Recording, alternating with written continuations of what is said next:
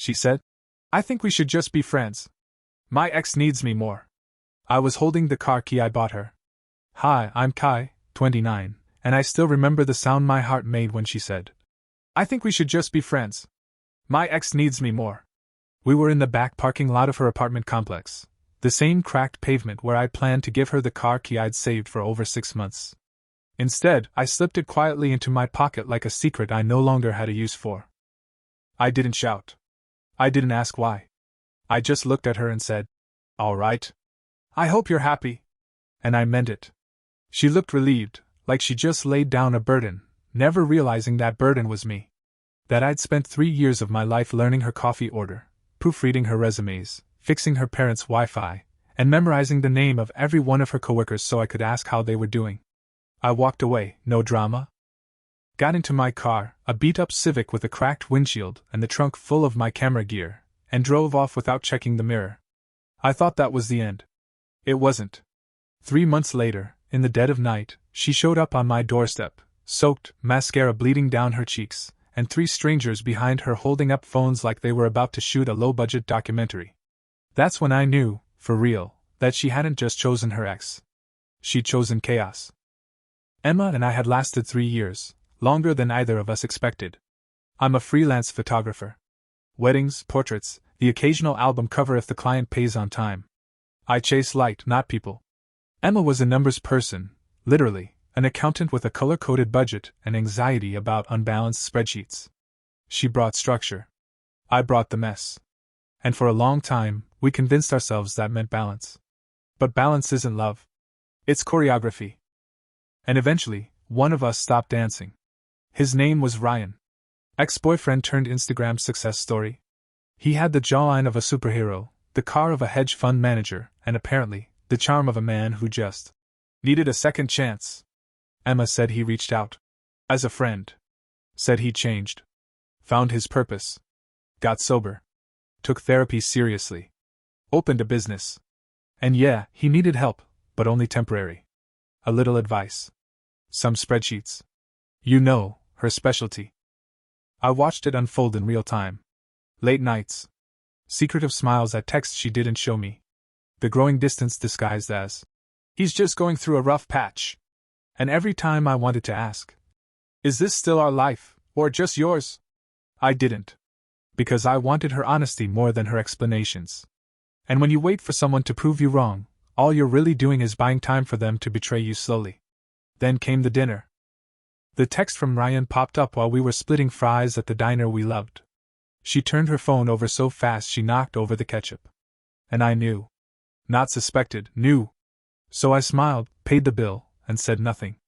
That was the last quiet moment we ever shared. It was the night before our anniversary. Emma thought I was working late, and in a way, I was. I had just pulled into the dealership lot after finalizing the paperwork. A silver hatchback. Compact, reliable, easy to park. Not flashy, just thoughtful, the exact car she'd once pointed at through the window and said, if I ever get my finances together, maybe. Well, I got them together for her. Quietly. Month by month. Cutting back on upgrades, turning down gigs that paid late, eating ramen when I should have been buying groceries. Because when I love someone, I build. Even if they're busy building exits. The key was in a velvet box in my pocket. Not romantic, but practical. I'd planned it all. Meet her outside her apartment, walk her to the curb, surprise her. Something small but solid. Something that said, I see you. I care. I'm here. Instead, she walked outside in a hoodie and jeans, eyes puffy, hands stuffed in her pockets like she was afraid to touch me. That's when I knew. I didn't need the speech. The look on her face told me everything. Still, I waited. I had to hear it to believe it. I think we should just be friends, she said, quiet like a confession. My ex. Ryan. He needs me right now. And I think maybe I need to see where it goes. I thought I misheard her. Thought maybe she was quoting a dream she had or reciting a bad movie. But no. She was serious. Stone-faced. Calm. I could feel the key digging into my palm, that stupid velvet box now just dead weight. I didn't cry. Didn't yell. Just nodded. All right. I said. I hope you're happy. And her face, God, her face, relaxed. Like I had just done her a favor. Like I'd folded quietly instead of forcing her to play the last hand. I turned, got in my car, and drove away. The key stayed in my pocket the entire ride home. I didn't sleep that night. Instead, I took a walk around the city with my camera. I shot streetlights, window reflections, empty benches. Anything that felt lonely enough to understand what I was feeling. The next morning, I packed away the key. Not to throw it out, but to remind myself who I used to be. 2 weeks later, I was on assignment in Colorado shooting for a hiking apparel brand when I got the first DM. From Emma. Hey. I know I don't deserve a response, but I really need someone to talk to. Can we meet? I didn't reply. She doubled down. He's not who I thought he was. I made a mistake. Please, Kai. I messed everything up. I ignored it again. But the third message had an attachment. A photo of her arm. Bruised. He's gone. I'm not safe. I didn't know who else to call. And still, I didn't answer. Because love doesn't mean returning to the fire just because the flames miss you. But I should have known it wouldn't end there. 3 months later, she showed up at my door, soaked in rain and shame, and brought witnesses. Not for help. Not for healing. But for a scene. And I was done being her set piece. She was screaming before I even opened the door. Banging with both fists, soaked hair plastered to her face, mascara streaked down to her chin like war paint. Behind her were 3 people I'd never seen, one holding a phone on her, another filming me through the window, and a third whispering, "Just keep rolling." That's when I realized, this wasn't a breakdown. This was a broadcast. I opened the door slowly. Leah stood behind me, barefoot and half asleep, still holding her mug. Her eyes took it all in and then flicked to me, calm as always. "You want me to call someone?" she asked. Not nervous. Just direct. I nodded once. "Yeah. Police." Emma laughed, loud, unhinged. "Oh please," she shouted, voice cracking. "Let everyone see what kind of man you really are." And I did nothing. Just stood there. Still. Calm. Camera level calm. The kind that says, "I'm not here for your drama, I'm here to end the episode." "You left me," she yelled. "You broke me. You ruined my life, Kai. You were supposed to help me." Behind her, one of the girls filming whispered, "Oh my God, keep going, this is gold." That's when it hit me. They weren't here to fix anything. They were here to film me reacting, to catch me yelling, crying, losing control. A viral ex-boyfriend moment. Another villain for the algorithm to chew up. I didn't move. Just looked at her and said quietly, "What are you doing, Emma?" That stopped her for a second. Confused her. Because in her head, I was supposed to be angry. She was counting on that. She stepped forward, trembling, eyes wide. "You think you're better than me now, don't you? With your little photos and your perfect life? You think just because you've got some quiet girlfriend who wears flannel and edits travel blogs that you're some kind of saint?" Leah raised an eyebrow. "You forgot to mention I make better coffee than you ever did." Emma whipped her head around. "This doesn't concern you." Leah didn't flinch. "Neither did your breakup, but here you are on my porch." That's when Emma started crying, loud, guttural, too late sobs that didn't reach her eyes. I could feel the phone cameras tilting, refocusing. She lunged forward, pounding my chest with weak fists, yelling, "You broke me, Kai! You made me believe I mattered and then just left." I let her hit me. Once, twice, soft and sharp. Then I gently grabbed her wrists and lowered them. "I didn't leave you," I said, voice steady. "I left a situation that was already over. You chose Ryan. You made that call. I just didn't stop you." Silence. For half a second, even the camera phones paused. "You don't get to rewrite this as abandonment," I added. "You abandoned yourself the day you decided being needed was more important than being honest." Emma's lip trembled. "That's not fair." "No," I said. "But it's true." That's when the cops pulled up. Flashing lights hit the wet sidewalk. Emma's entourage scattered fast, pretending they weren't filming. The officers stepped onto the porch, calm and practiced. I handed one of them a USB stick from my pocket, my porch camera feed from the last hour, pre-downloaded and timestamped. He watched 5 seconds of it, and sighed like this was his third TikTok-fueled domestic for the week. One cop turned to her. "Ma'am, you need to leave. Right now." Emma looked at me, eyes wild. "You'll regret this, Kai." You'll regret not saving me. No, I said, backing into the house. You're the one already living with regret. Then I shut the door. Locked it. The silence after was loud enough to hear Leah's heartbeat.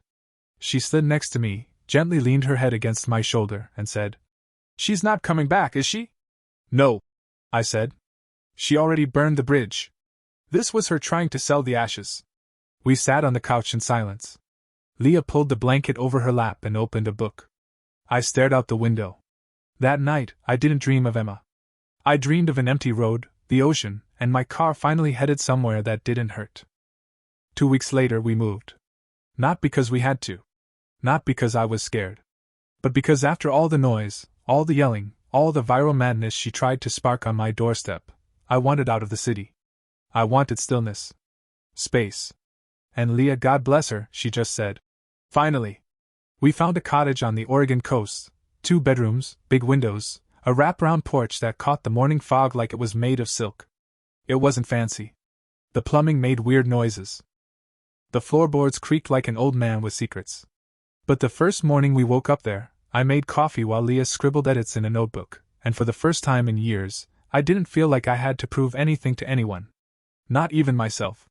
I opened a small photography studio downtown, nothing wild, just white walls, natural light, and a big faded sign out front that said, Kai Ellis Photography, honest pictures only. Locals wandered in. Tourists asked for postcards.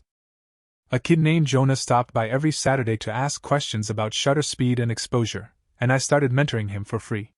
Leah freelanced for a travel magazine, writing poetic essays about tidapools and hidden trails.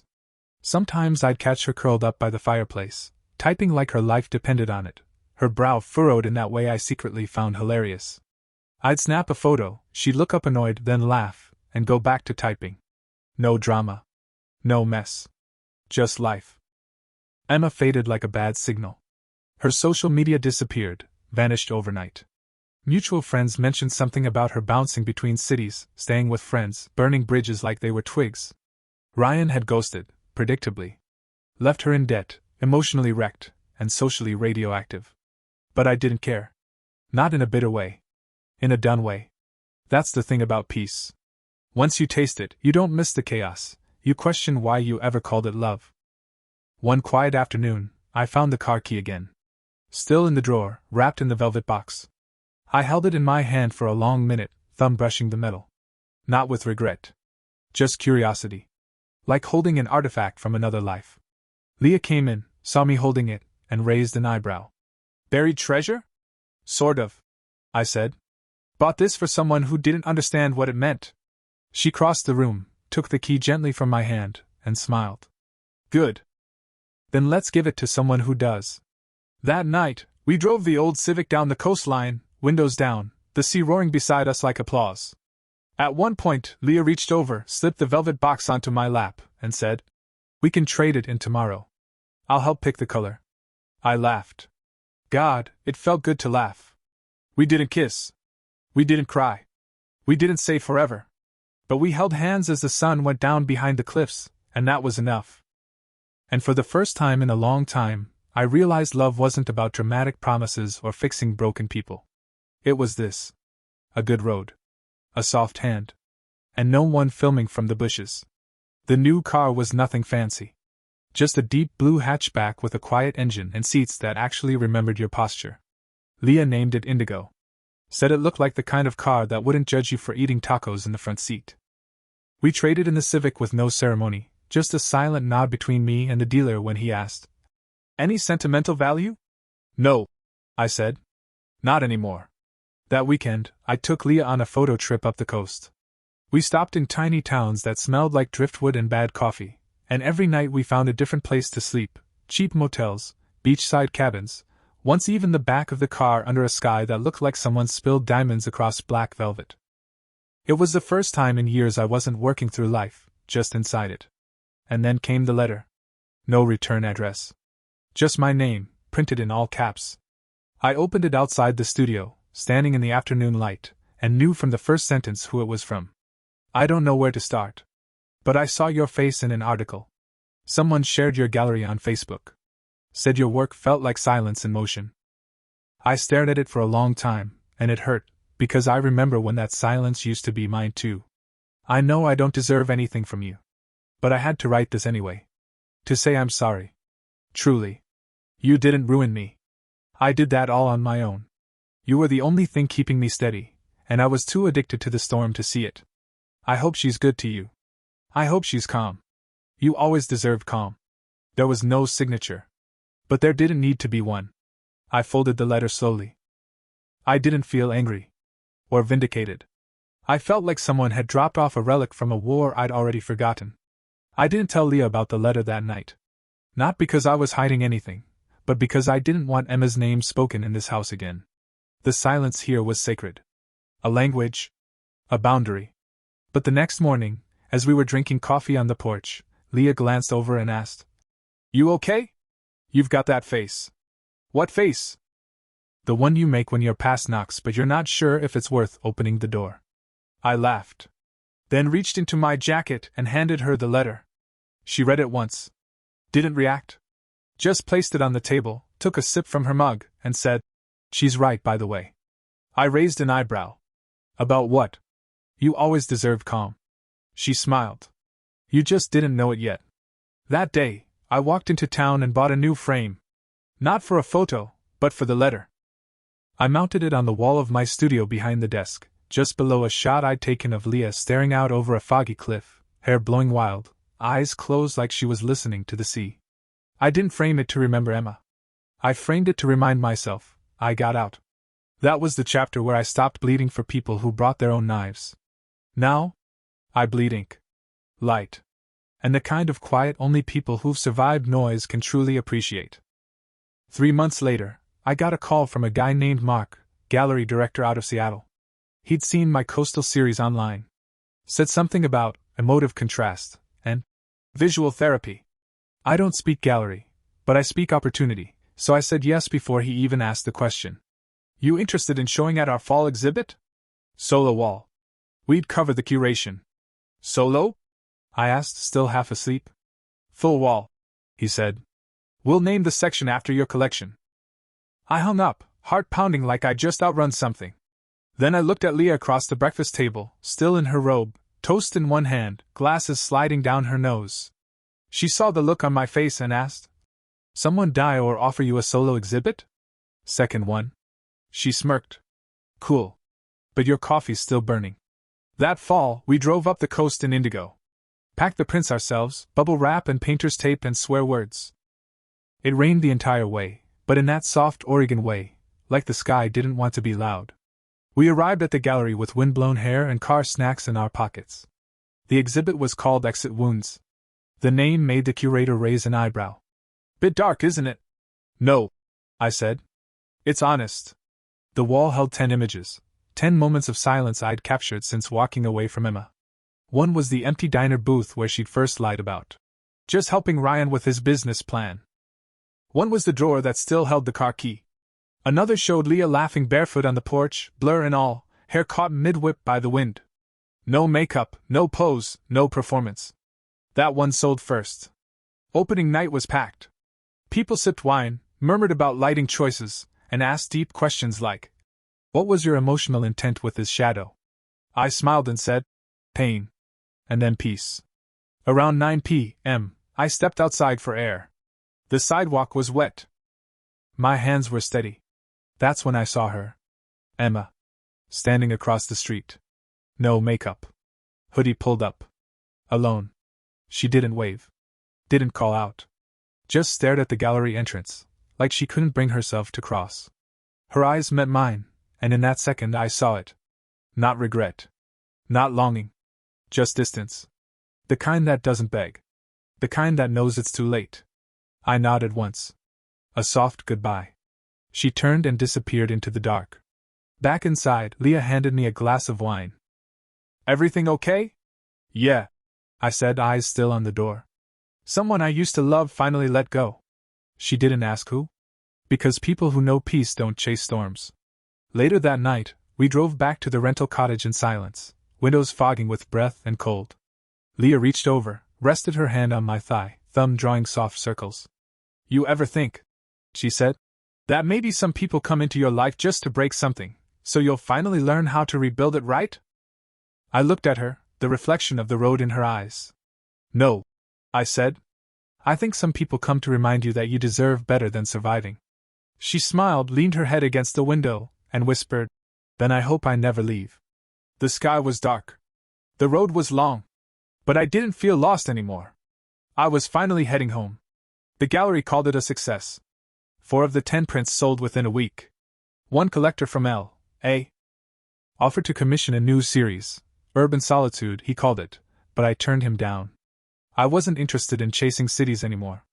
I liked the coast. The quiet. The way fog blurred the edges of things that didn't need names. A month after the exhibit, Leah and I started talking about staying. Not just in the cottage, but in this life. We were both freelance. Rootless, technically.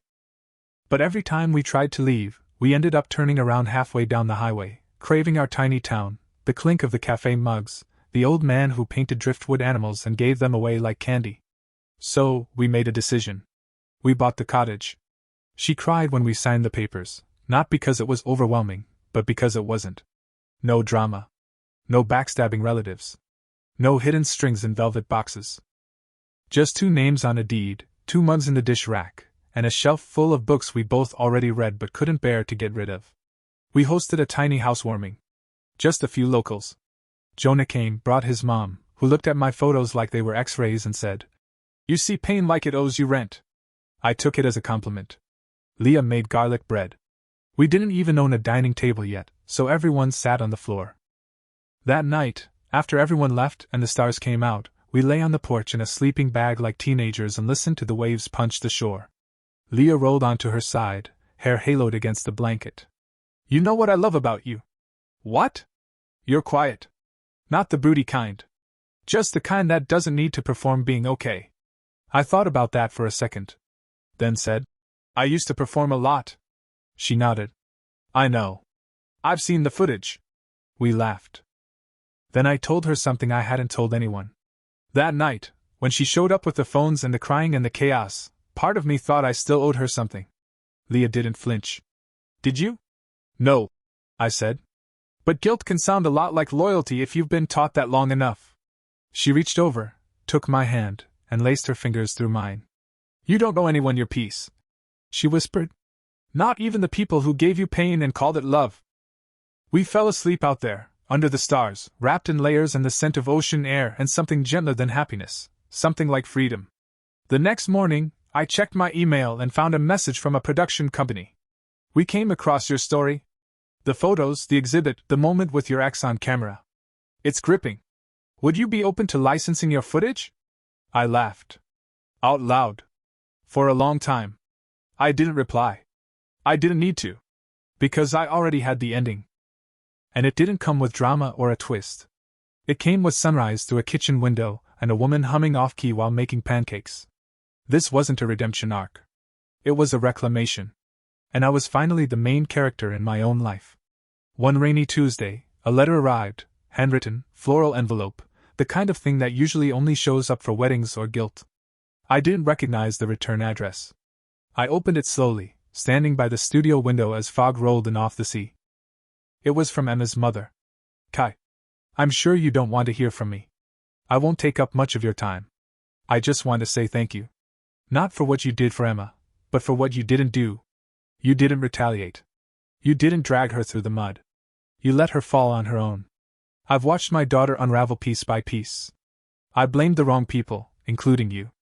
That was my mistake. I know you tried to help her, but you can't save someone who's addicted to being saved. She's in treatment now. Finally. And she talks about you sometimes. Not with anger. With grief. And maybe one day she'll tell you herself, but I doubt it. That's not your burden anymore. I just thought you deserved to know that you weren't crazy. You were kind. Maria. I folded the letter and slid it into the drawer beneath my desk, not for safekeeping, but for closure. Real closure. Not the made-for-TV kind with big speeches and soft piano music. Just a quiet end to a chapter already fading in the rearview. That afternoon, Leah came in from the rain, soaked, smiling, cheeks flushed. Guess what? She said, kicking off her boots. What? I got offered a permanent column. Monthly feature. Hidden towns, real people. They want me to write about the quiet places. I stared at her. The woman who had once walked into my life with a red pen, sarcasm, and zero tolerance for drama, and slowly taught me that healing isn't something you earn. It's something you choose. They chose the right person, I said. She sat on the counter, dripping water onto the floor, and grinned. Think they'll let me write about this place? I mean, what would you call it? She thought for a second. Maybe. The town where nothing happened, and that was the point. We both laughed, and I knew in that moment I'd found exactly what I'd been looking for all along. Not noise. Not apology. Not even redemption. Stillness. Real, earned, ordinary peace. The kind you don't post about because it would cheapen it. The kind that comes after the storm, not as a reward, but as a right. That night, Leah and I stood on the porch with mugs of cocoa, listening to the rain. The ocean hummed like an old song. She leaned into me and said, "You know, for someone who got dumped in a parking lot, you landed pretty damn well." I smiled. "You know what the difference is between that version of me and the one standing here?" "What?" "That guy thought love meant sacrificing yourself for someone who didn't ask you to. This guy knows better." She looked up. "And what does love mean now?" I didn't even have to think. Love means no cameras. No chaos. Just showing up. Even when there's nothing to fix. She clinked her mug against mine and said, "Then we're doing just fine." And we were. For the first time, we actually were. One quiet afternoon, I was sitting on the porch, camera in my lap, when Jonah, the teenager I'd been mentoring, showed up with a bag of film and a problem. "My mom says I can't turn our garage into a darkroom unless I get a real adult to vouch for me," he said, breathless. "So, can you?" I laughed and waved him inside. An hour later, I was elbow-deep in developer fluid, explaining ISO and exposure theory, while he carefully hung up prints that were mostly crooked and entirely sincere. Leah watched from the kitchen, sipping tea and smiling like she was watching a documentary on how to grow a man from scratch. "You know," she said as I passed through the living room, "you're kind of good at this." "What, chemicals and teenage angst?" "No," she said, tugging me close. "Staying." That night, after Jonah left and the smell of Fixer finally cleared, we curled up under the big blanket on the couch, half watching a documentary we weren't really following. Outside, the sea howled in that way only November knows how to do, loud, steady, relentless. But inside, it was soft. My phone buzzed again. Another message I didn't need to read. They still came sometimes, apologies, indirect jabs, or vague invitations masked as concern. Emma had resurfaced briefly online, trying to rebrand herself as a survivor-turned-coach, but it didn't stick. People can feel the difference between redemption and reruns. I muted the thread. Didn't open the message. Didn't need to. Later, I walked into the studio to lock up and paused by the framed letter from her mom. I didn't read it. I just touched the corner of the frame like a checkpoint, like a boundary that used to bleed and now just held shape. Before bed, Leah handed me a notebook. "I was saving this for the right time," she said. "But maybe that's now." Inside were pages of her writing, short essays, captions, travel notes, sketches of the cottage, a grocery list with my name doodled in the margins. On the cover, she'd written, "Stillness isn't silence. It's safety." I looked at her. "You want to publish this?" "No," she said. "I want to live it. And that's the thing." After all the drama, the breakdowns, the desperate midnight calls and self-destructing exes with camera crews, this is what love looked like. A house full of books and beach sand. A woman who didn't need to fix me. A life that didn't demand noise to feel alive. And for the first time, I wasn't trying to document healing. I was just living it. The first holiday in the cottage snuck up on us. It was Thanksgiving, but you wouldn't have known it by the way we did it. No turkey. No assigned seating. Just me, Leah, Jonah, our neighbor Jan who brought a questionable casserole and called everyone sweetheart, and a few friends from town who didn't have anywhere else to be. I made garlic mashed potatoes. Leah baked something that was supposed to be pie but came out closer to soup. We all ate it anyway. Nobody posted a single photo. Nobody asked about jobs or politics or relationships that weren't ready to be spoken about yet. We just shared space. Laughed. Passed plates. Refilled glasses. Let ourselves exist without performance. After dinner, Leah pulled me aside. "There's something I've been thinking about," she said, serious but soft. Something that might scare you. I raised an eyebrow. If it's about replacing the oven again, we're going to have to fight. She smiled faintly, then slipped a small folded paper into my hand. It was a pamphlet for a photography residency in Iceland. 3 months. All expenses paid. Studio space. Glacier hikes. You should apply, she said. You're ready.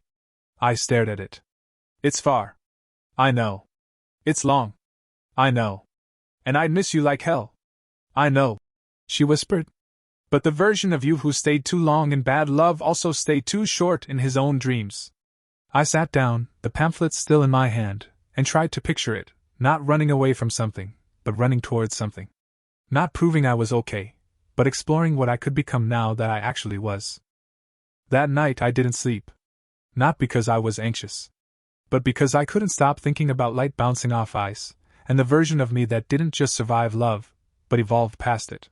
Leah rolled over sometime near dawn, draped her arm across my chest, and murmured, "Whatever you do, just promise me one thing." What? Don't shrink to keep anyone comfortable. Not even me. I turned to face her, brushed a loose strand of hair from her cheek, and said, "You're the first person I've ever met who'd rather watch me grow than hold me still." She smiled, eyes still closed. Good. Then go make something cold look warm. And just like that, I knew the next chapter had already started. The application asked for a personal statement. Describe your relationship to photography. It said, "What story are you trying to tell?" I stared at the question for a long time, then closed the laptop and grabbed my camera. If I couldn't say it in words yet, I'd try saying it in light. I drove north, just past Cannon Beach, where the cliffs break into jagged stone and the sky stays bruised most of the day. I hiked with my gear strapped to my back, shoes soaked from the tide, wind biting through my jacket like a warning. And when I found a shot, a rusted shipwreck barely visible through the fog, I stood there, watching. Click. It looked exactly like I felt when Emma left. Forgotten. Beautiful anyway. Back home, I loaded the image into Lightroom, stared at the frame, and typed. I used to think I was documenting the people who hurt me. Now I know I'm documenting the things they couldn't touch. That became the opening line of my application. The rest followed easier. I wrote about Leah. About the silence we carved like a sculpture from all the noise that came before. I wrote about how letting go didn't mean forgetting. It meant freeing both of us, me and the memory, from obligation. I submitted the application and didn't tell anyone. Not Leah. Not Jonah. Not even Jan, who would have offered to knit me 6 scarves if she knew I might be heading to Iceland. Instead, I went back to work. I shot family portraits. Senior photos. A couple getting married on a foggy pier. Life kept moving soft and sure. One day, while editing, I opened an old folder by accident. Her. The photos of Emma I hadn't deleted. She was smiling in most of them. Laughing in some. Staring out a window in one, the only one that looked honest. Not pretty. Not poised. Just tired. I hovered over the delete button. Then I moved the whole folder into a new one. Renamed it. Before. Not to forget. Just to contain. I didn't need erasure. I had closure. And on the bookshelf, Leah's notebook sat where I left it, the one with the title that still rang true. Stillness isn't silence. It's safety. She got that exactly right. But what I was starting to understand now was that stillness could also be a launch pad. And my next photo? It wouldn't be of something lost. It would be of something becoming. The acceptance email came at 2:08 a.m. I was half asleep on the couch, laptop open, Lightroom still running, Leah curled up under my arm with a blanket pulled up to her nose. When I saw the subject line, Iceland residency, congratulations, my heart did that weird thing it hadn't done in years. A jolt. Not fear. Not excitement. Something older. Something like possibility. I didn't wake her. I just stared at the screen in the glow of the room and thought about the man I used to be, the guy in the diner, watching his girlfriend hide a text from someone else. The guy standing in a parking lot holding a car key no one ever asked for. The guy who thought love meant staying quiet so someone else could stay comfortable. He would have waited to tell her. But I wasn't that man anymore. I nudged her gently. I got in. I whispered. Her eyes opened slow. She blinked. You're not screwing with me? I turned the screen toward her. She sat up, stared for a beat, then smiled without blinking. Not the big Hollywood smile. Just that quiet, sure one. Like she already knew before I did. You're going, right? She said. I don't want to leave you for 3 months. She shrugged, like that was the least interesting part of the sentence. You're not leaving me. You're going somewhere. That's different. I kissed her on the forehead. You sure? Leah pulled the blanket tighter around herself and grinned. I'll miss you every damn day. But I won't miss you not going. 3 days later, we were in the garage repacking my gear. She made me a list. Gloves. Heat packs. Film. Socks. More socks. Emergency snacks. A picture of me looking judgmental in case you get tempted by Icelandic models. I laughed. What if I run into a glacier that looks like Emma? Leah didn't even pause. Take the photo. Then keep walking. That night, we had dinner with Jonah and January. I didn't make a big deal of it. Didn't say it was goodbye. Just, I'm leaving for a bit, and when I get back, I want all your negatives organized by subject and light source. Jonah groaned. Jan made a joke about turning my studio into a cat rescue while I was gone.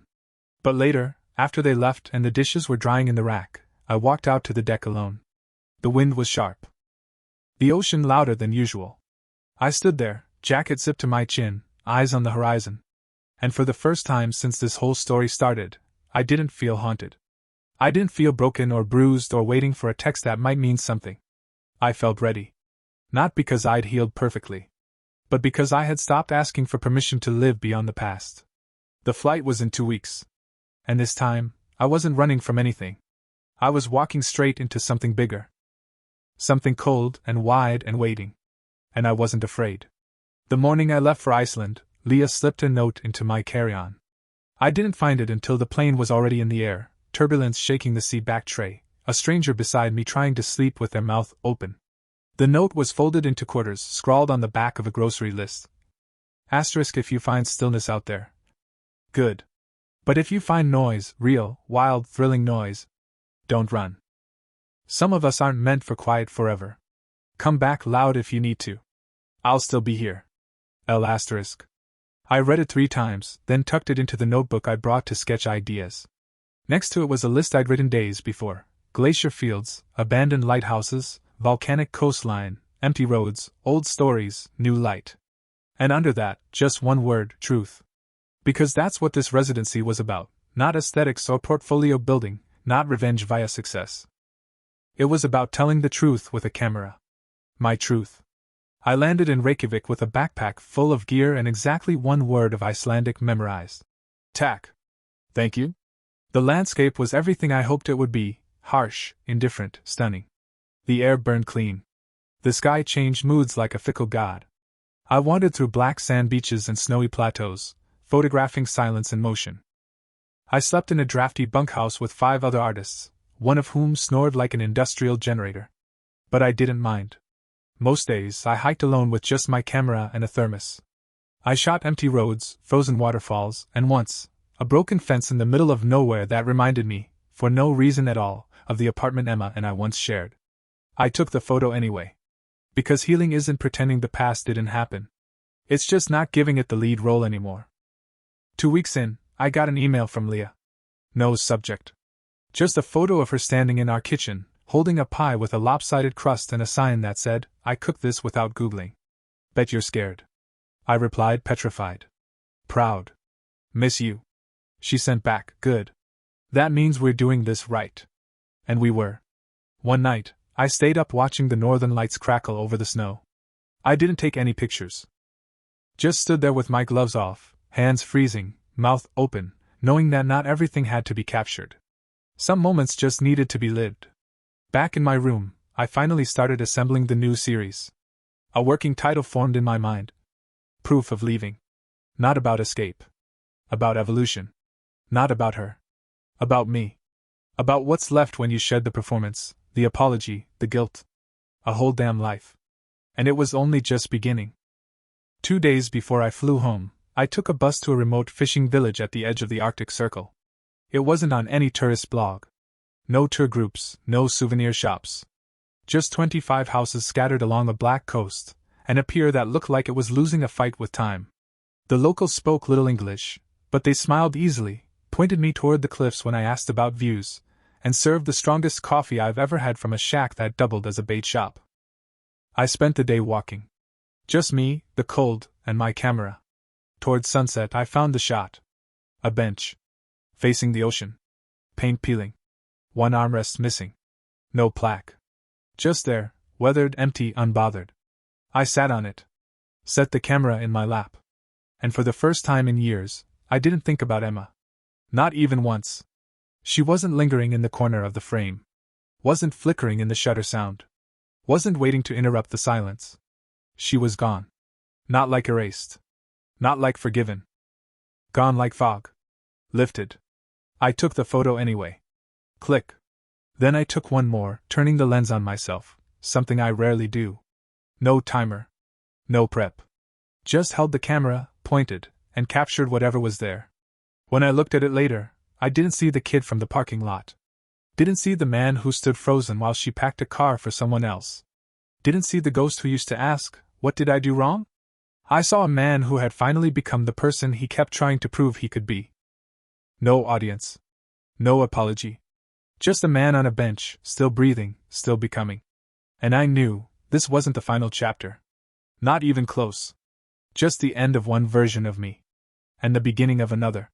The morning I returned, the Oregon coast was wrapped in fog like a secret only the ocean knew. Leah was waiting in the driveway, her hair in a messy braid, wearing that ridiculous hoodie with the dinosaur that said T-Rex.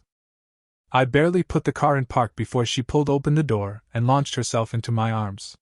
"You smell like glaciers and bad hostile soap," she said into my neck. God, I missed that. I didn't say anything. Just held her, longer than I needed to. Maybe longer than she expected.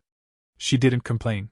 Inside, the cottage looked the same, messy in our specific way. Books on the couch. Mismatched mugs. Her travel notes pinned to the fridge next to Jonah's latest darkroom print. In the studio, she'd left a welcome back note stuck to the window. No calls, no chaos. Just coffee. Jet-lagged but restless, I unpacked my gear that afternoon. Spread the prints out on the floor. Photos of fog, frost, light, breath, stillness. The bench. The fence. The frame I took of myself, windblown and half-smiling, like I'd just remembered a joke I no longer needed to explain. Leah stood behind me in the doorway, barefoot, arms folded. "You look different," she said. "Do I?" She nodded. "Not healed. Just here. Really here." I nodded back. I think I finally stopped needing a past to compare myself to. That night, we made pancakes for dinner and fell asleep on the couch mid-movie. At some point, I woke up to find her curled into me, hand resting over my chest like an anchor.